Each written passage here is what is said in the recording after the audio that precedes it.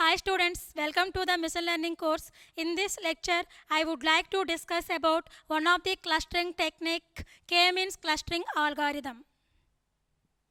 The K-means clustering, which is the one of the unsupervised machine learning algorithm, means unsupervised learning is nothing but here we are working on the unlabeled data set. Means here the given unlabeled data set divided into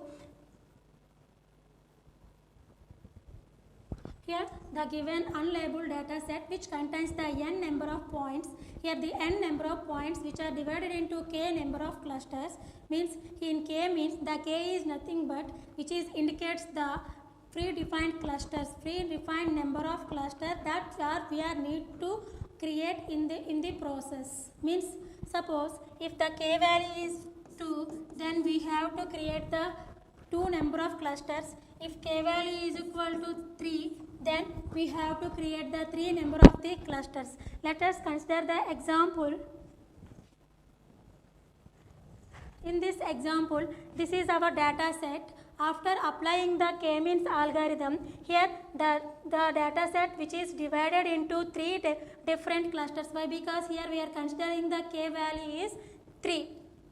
And each cluster contains the similar objectives, which means the data points which are in the one cluster not belongs to the remaining other 2 clusters. This is nothing but the k-means algorithm. And the logic behind the or idea behind the k-means algorithm is here we are initially considering the random centroids. Based on these random centroids, we will get the accurate results. So we are look after to initialize these random centroids. Now let's see how this k-means algorithm works.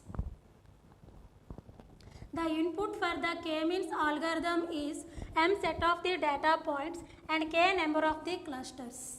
Okay, this is our, we are considering this is our data set. This data set which is contains the m number of data points.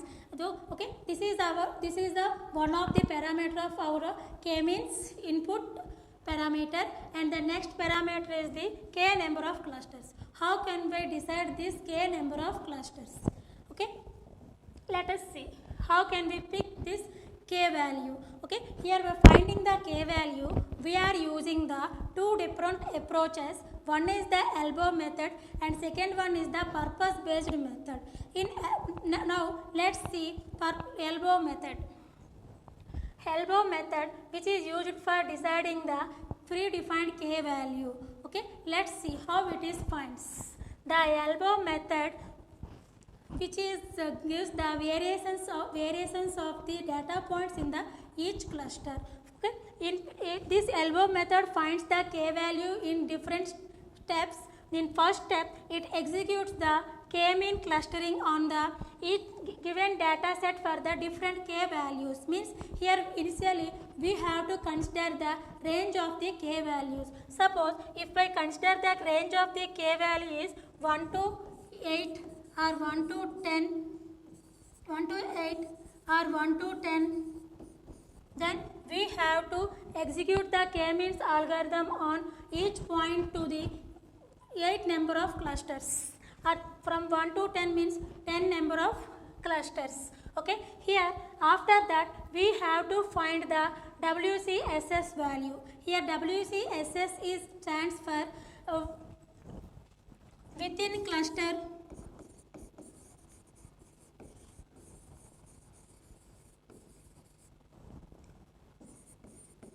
sum of squares. By using this within the cluster sum of square value, we are finding the predefined k value. Now let's see how we can find this WCC value. WCC value. For finding the WCC value, we are using the formula.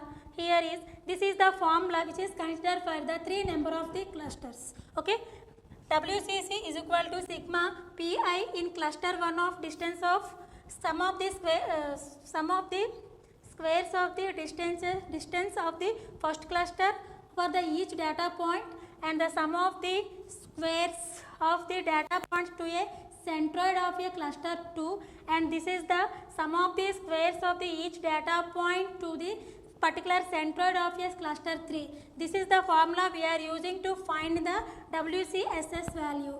After finding the WCSS value, we are plot the graph. Between this WCSS value and consider the range of the k number of clusters. After plotting the graph, we are getting the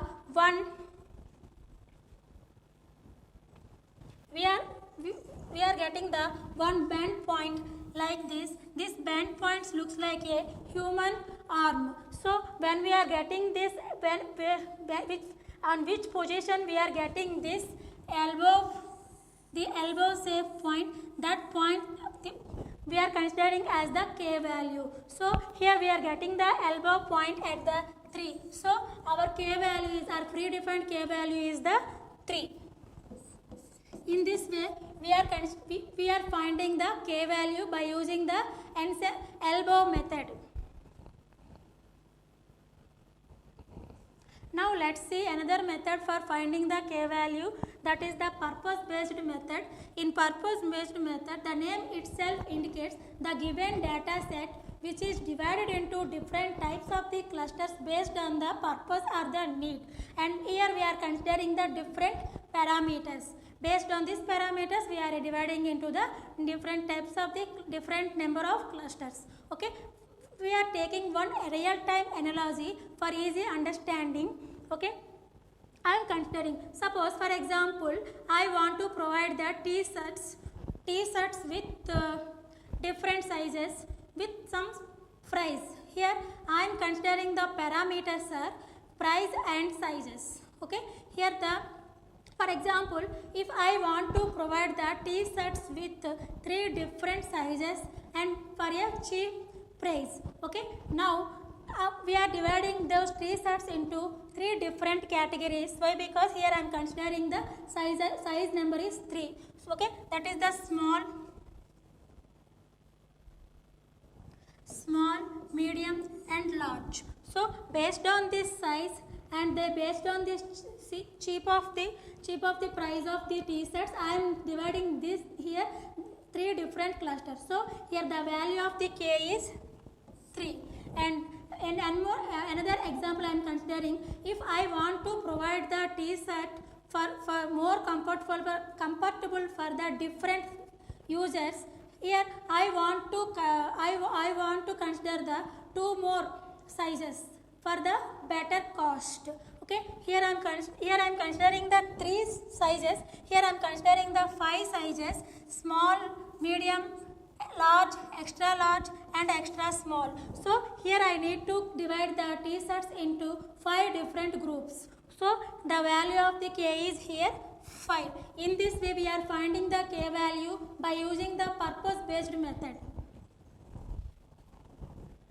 Now let's see complete working process of the k-means algorithm. Okay, if I know the k value, then we can easily perform the complete algorithm on a particular data set. Okay, already we are discussed about how can we find the k value by using the 2 different methods. One is the elbow method and second one is the purpose based method. Okay, after finding the k value, we have to do, first we have to initialize the number of randomly selected centroids in a given data set. Okay, here I am considering the k value is 2, means based on the k value, here we have to select that much number of the randomly selected centroids. In this diagram, I am considering in this picture, this is our data set. Here I am considering the 2 randomly selected centroids. One is indicated in the orange color and second one is indicated with the blue color. Okay, those are the 2 different randomly selected centroids. This number based on the k value. Okay, the next we have to do, what we have to do? Next we have to assign each data point to a particular cluster. Okay, for now next we have to go for the next step. In this step the clustering assignment is done. How this clustering assignment is done? The clustering assignment is done by finding the minimum distance from the data points to the particular centroids. Okay, in the process of finding the distance from data points to the centroids, means here we are taking the here we are using the Euclidean distance formula. Okay, when we are finding the data points which are having the minimum distance from the particular centroid, then we are assigning those data points into a particular centroid, and the remaining data points which are assigned to another centroid. Here the orange color points which are getting the minimum distance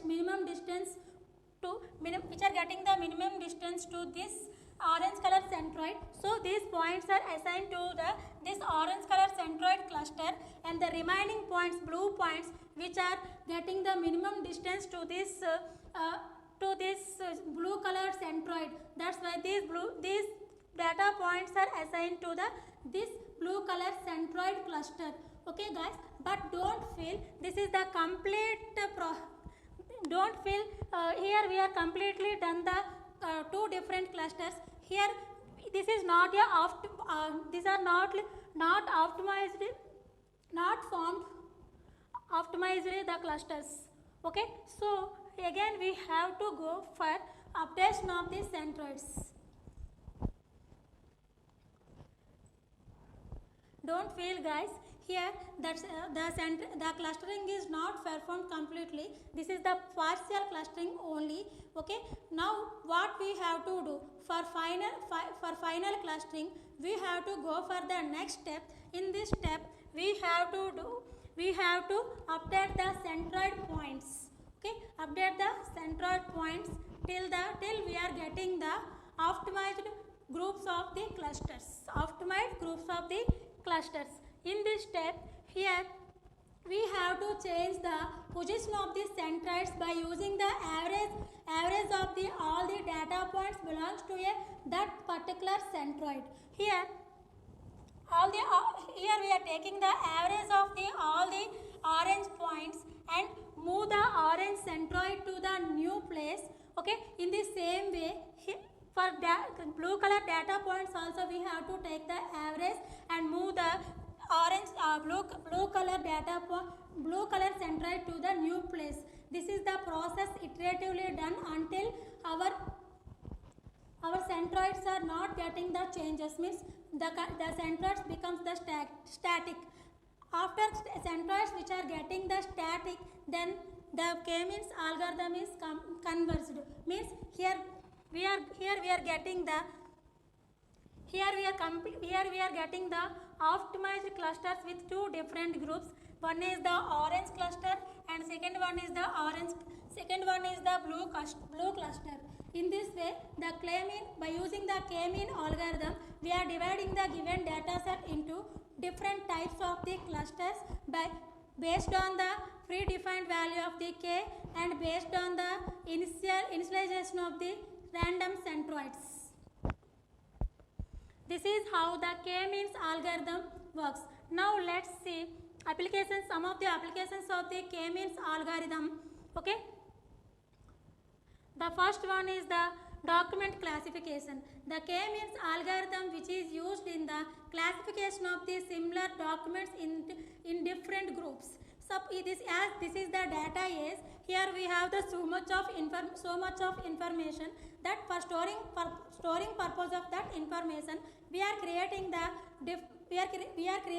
documents. Okay, for classification of that similar documents we are using this k-means classification algorithm. Okay, the next application of the k-means algorithm is customer segmentation. The k-means algorithm can be help to the marketers for increasing of the customers. Means here by using the k-means algorithm, the marketers dividing the different types of the customers with their different types of the customers into different groups based on their product purchase and interesting to showing that product Based on that, here the customers are divided into different groups by using the K-means algorithm. The next one is the image segmentation. Here the image segmentation also we are using the K-means algorithm for formation of the image. For formation of the image, here we are club the similar pixels. For creating the similar pixels into the similar groups, we are using the K-means clustering. Next is the identifying the fraudulent or the criminal activity. The K-means clustering also used in the crime areas and for the insurance areas also we are using. In insurance area, the K-means algorithm which is used for finding the fraud detection for some of the credit cards and which is and also which is used in the crime areas for detecting the criminals based on their fast notice of their criminals. Okay, this is the one of the application of the K-means algorithm. The next application is the spam filter. The spam is nothing but unsolicited. Means here the spam is which is come in the emails. In emails we have the spam mails and unspam mails. The unspam mails are the we are getting the from the unknown persons. Even we don't know who is sending those persons. For filtering those type of the emails or messages, we are using the Google using this K-means algorithm. The next application is recommendation engines. The K-means algorithm which is also used in the recommendation engines. For example, you want to dedicate some recommended songs to your friend. Then what you do? You are searching the songs which are interested by your friend. After that, you are seeing the all the similar songs, and then you are recommended that songs to your friend. In this way, the K-means algorithm works in the recommended engine. Those are the some of the applications of the K-means algorithm. Now let's see advantages and disadvantages of the K-means algorithm. Okay, K-means algorithm it can be easily implemented. Why? Because of this the algorithm simplicity. Means the algorithm which contains only two steps. One is the finding of the K value, and another one is the initial consideration of the random centroids. That's why here we have the only two steps. Because of that two steps only, because of this simplicity, the K-means algorithm can easily implement on even big data sets. And the another one is the speed. The K-means algorithm quickly on the big data sets very fastly. So the speed of the K-means algorithm is good. And the next is the availability. In present days, most of the machine learning packages contains the implementation of the K-means algorithms. So the K-means is still available. And next is we are going for the disadvantages of the K-means algorithm. Okay, here we have the two disadvantages mainly. One is the selection of optimal number of clusters is difficult. Why? Because when the expert training the model, while training the model, he decides the predefined number of the clusters. What happens if we predefine the number of clusters? If suppose our in future our data dimensionality will be increased, then we will get suffer. Why? Because suppose in starting we are predefine the number of clusters are 2 for that much amount of the data. If the data is increases, if for that data the 2 number of clusters are may not be sufficient. So predefined or initialization of the number of the clusters in starting, it will be may affect on the future results of that particular data set. So this is the one of the disadvantage. And second one is the selection of the initial centroids is random. Why? Because here the initial centroids are random, which are selected based on the K value. Okay, K value which is the predefined. Already we discussed what happened if we are defining the K values predefined. Okay, because of that predefined, we will get the less accurate results in future. And one more thing here is these selected data points which are not from our considered data set, which are considered from the outliers of the data. If we are considering the outliers of the data, then maybe we are getting some noise. Okay, because of that noise, maybe the clusters will get the overfitting. Those are the disadvantages of the k-means algorithm. Okay, these are the textbooks which are prescribed in your syllabus, and these are the reference books. You will by reference these books, you will get the good knowledge on your machine learning subject. Next, these are the URLs. I am using this content in these URLs for preparing this PPT. Okay guys, thank you.